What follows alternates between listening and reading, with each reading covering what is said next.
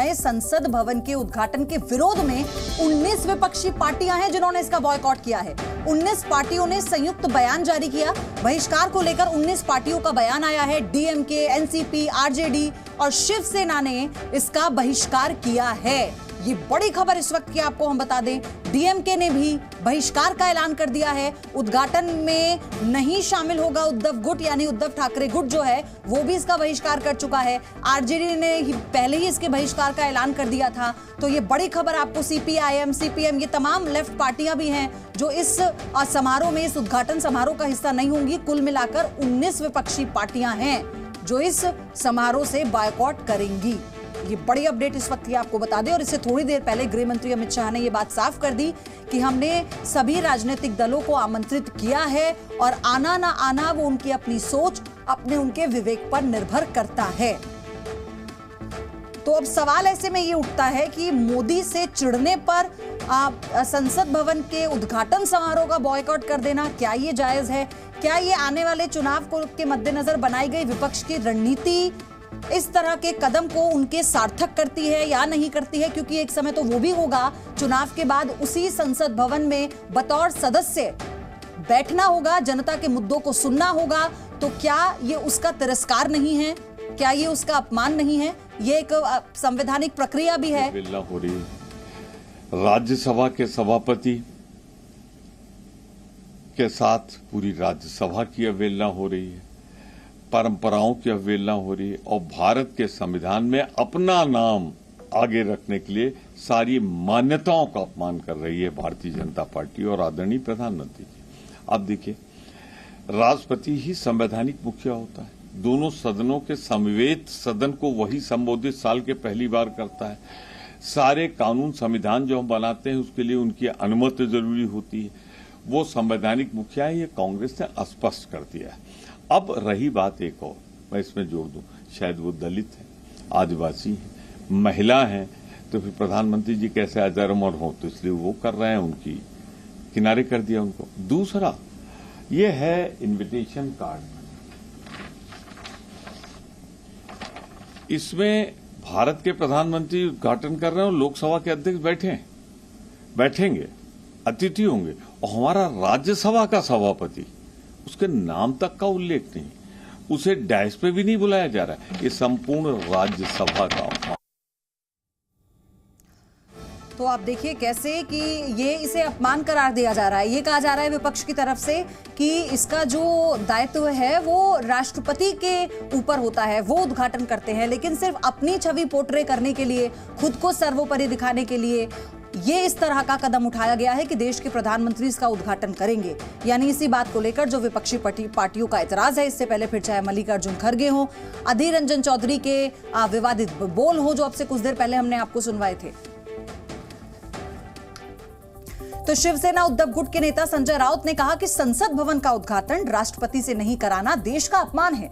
ये आदिवासी समाज, दलितों, शोषितों का अपमान है, साथ ही संविधान का भी अपमान है। वहीं केंद्रीय मंत्री हरदीप पुरी ने कहा है कि विपक्ष नकारात्मक राजनीति कर रहा है।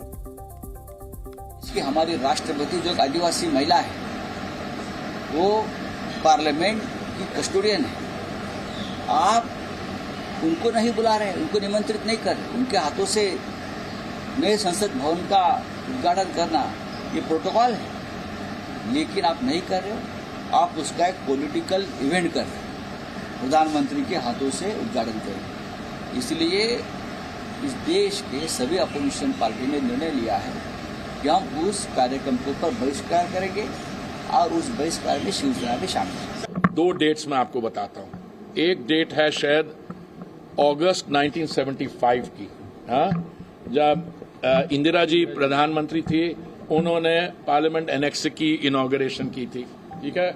दूसरी डेट है जहां तक मुझे याद आता है 75 में 87 की, 15 अगस्त 87 में राजीव जी जब प्रधानमंत्री थे उन्होंने पार्लियामेंट लाइब्रेरी की।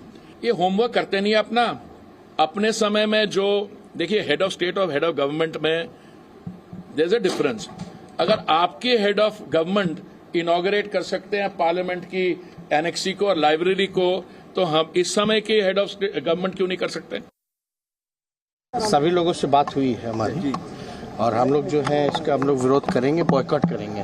तो पहला सेशन हम लोगों का मानना है कि राष्ट्रपति जी जो हैं उनसे जो है उद्घाटन कराना चाहिए था, क्योंकि पार्लियामेंट के जो हेड होते हैं एक तरह से वो राष्ट्रपति ही होते हैं, और उनसे ना करा करके ये कहीं ना कहीं से राष्ट्रपति जी का अपमान जो है वो किया जा रहा है। पूर्व में तो मीरा कुमार ने इसकी वकालत की थी, बाकी कांग्रेस के मंत्रियों ने की थी।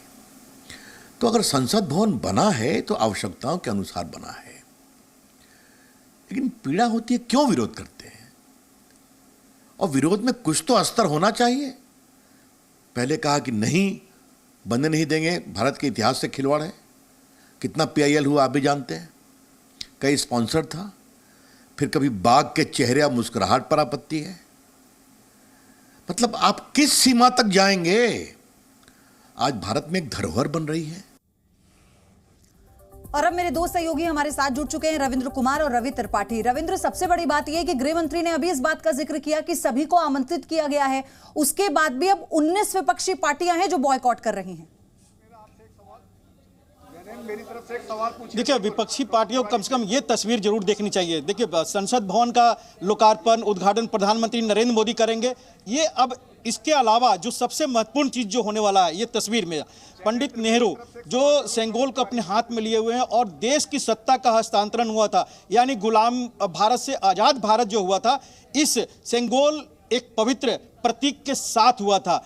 और यही पवित्र प्रतीक अब 28 मई को प्रधानमंत्री नरेंद्र मोदी उसी प्रतीक को जो इलाहाबाद संग्रहालय में अभी तक रखा हुआ था, उसी प्रतीक को स्थापित करेंगे, पुनर्स्थापित करेंगे, और वो भी लोकसभा अध्यक्ष के आसन के ऊपर में।